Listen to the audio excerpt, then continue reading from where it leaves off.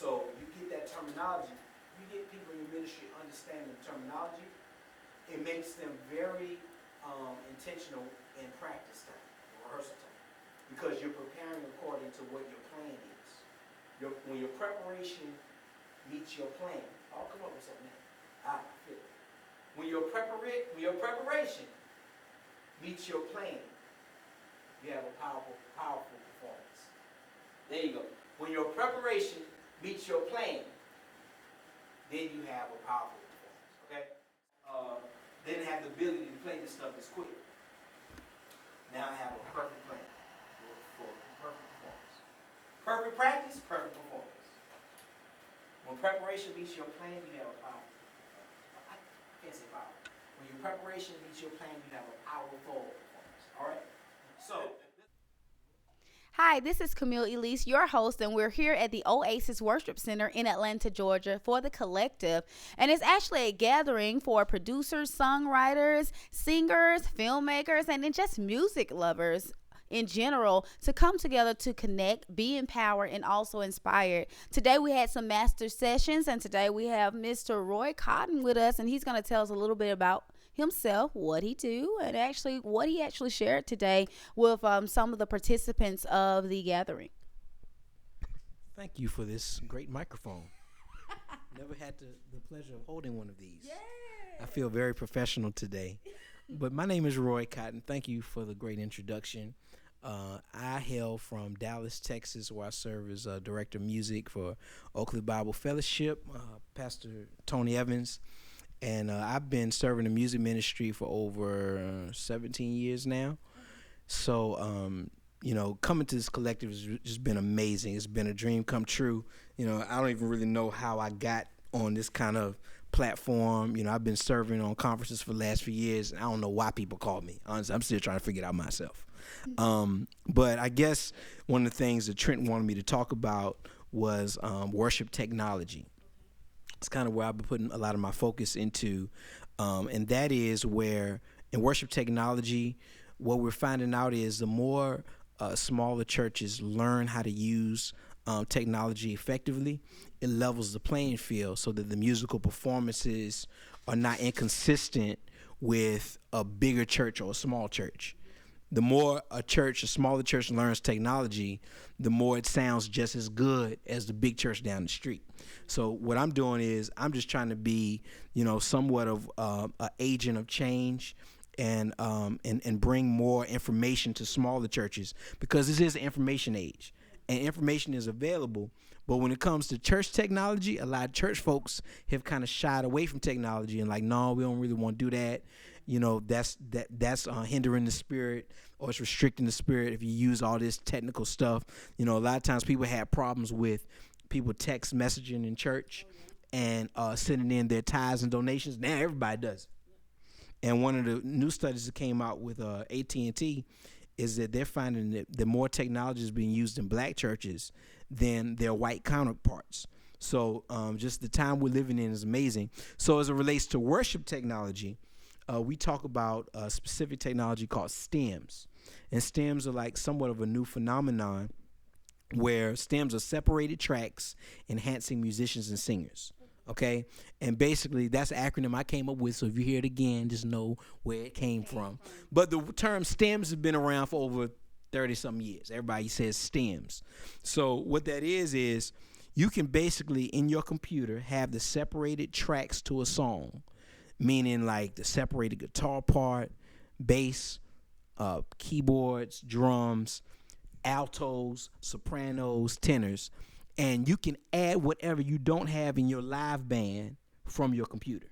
So if you have a three-piece band of piano player, drummer, and bass player, okay, typical three-piece band, you can add the organ, guitars, horns, other auxiliary keyboards, even the other vocal parts. So if you have a pretty weak praise team, or if your praise team doesn't sound as great as you would want to, you can add in the other vocal parts and boost it up in the front house mix to where people think those three people you have up there sound great.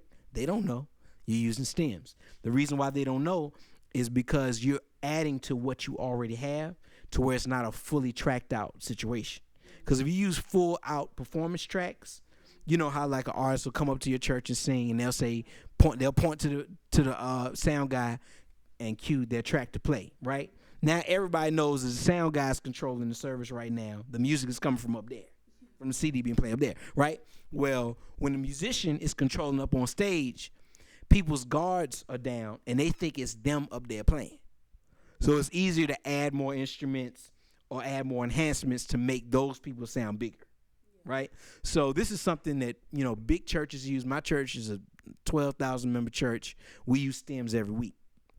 It's no secret. This technology is out there, so we want smaller churches to understand you don't have to pay somebody $1,500 a week to get a great sounding music ministry.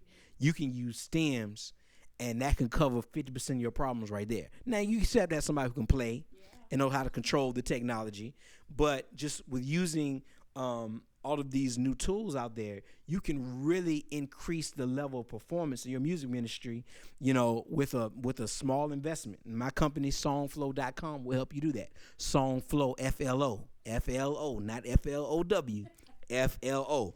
Our company will help you to do that. We even teach you how to use the technology, how to use the stems. So it's an educational company as well as a resource provider. So we provide you with the stems themselves.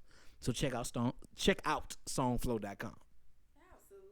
You better market yourself. All right, so we thank you so much for talking about stems on today and actually educating us on it. How to actually use it within our churches, especially the small churches, to give the full sound that they so desire. I mean, everybody wants a full sound, right? Because the better the music department, the more the members. I'm just Right. playing. That's what I do. I'm just playing. The word is Sure it is, but that's what they say. the word is what we need to keep us, okay? We need the word. But we need the word in the music. Too. oh yes. It's play both apart together. It complements each other. There you go. Yeah, there you go. All right, so we do have actually a CD here that Mr. Roy Cotton has. He's gonna tell us a little bit about it. Say Songflow too. Look at it. Look at it. What is? Merry Christmas. Songflow presents Bring Back the Hymns. Look at that. What is that? Kathy Taylor. Oh, Judy McAllister. Bishop Paul Morton. Crystal Rucker. All these great singers. Listen, this CD is for you, okay? I had the pleasure of envisioning this project. I'm not going to say I did everything on there, because a lot of times if you're the one presenting something, people think you did everything. I didn't do everything. I called great producers. I called great singers, and we all came together to bring back the hymns. This is really a movement. You know what? I saw it on Instagram for Judy McAllister about 3 weeks ago. Yes. Yeah.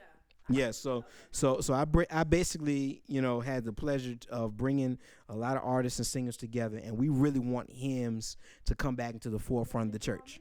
No, listen.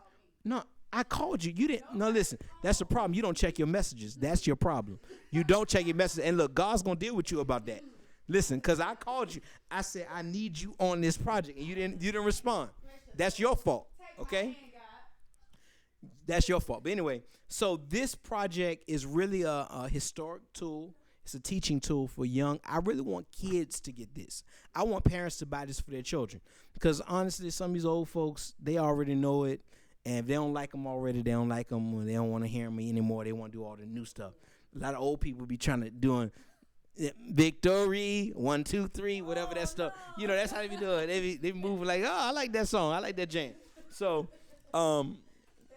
yeah, they like that jam. I'm walking.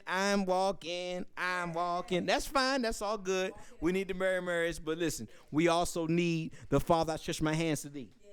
We need to hold the God's unchanging hand. Revive us again. There's power in the blood. Would you be free from the burden of sin?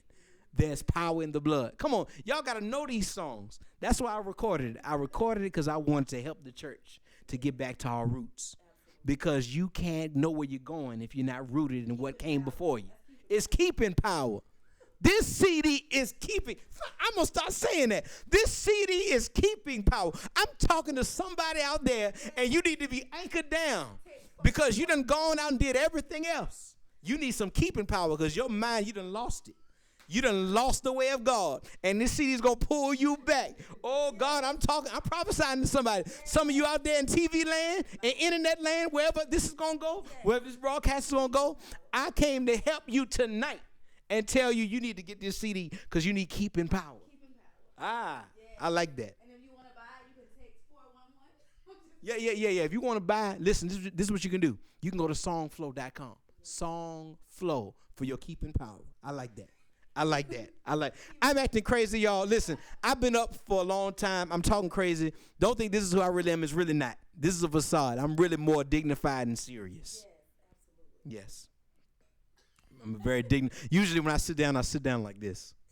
And I talk like that. But for some reason, y'all have me on an off day. It's okay. We thank you for coming in, and we thank you for being a part of the collective. I mean, like I said, you gave a wealth of knowledge today. We thank you for even supporting your brother, Trent Phillips is a mastermind for putting this together. And for the first year having the kind of lineup, I mean, you're talking Elvin Ross, Michelle Williams, Fred Jerkins, Kevin Bond, Tasha Cobbs. My goodness. In a conference that cost $65. I feel sorry for y'all who didn't come this year because it's probably going to go up. Now, if he keeps the price down, praise God. But if he goes up, he's justified in his actions because he gave us quality. This really could have cost $300 because it was so intimate that we learned real information. We could ask questions. To ask questions to Fred Jerkins, the guys who produced Michael Jackson and Brandy and Spice Girl, all these people. Come on, you can't beat it. So make sure you come out to the collective next year. You cannot miss this. If you miss this, it's the closest thing to sin. It's the next thing closest to sin. If you miss this next year, you're just about sinning, and you need keeping power. You need that keeping power. Come on now, you hear me out there. You know I'm talking to you. I'm acting crazy. I'm sorry.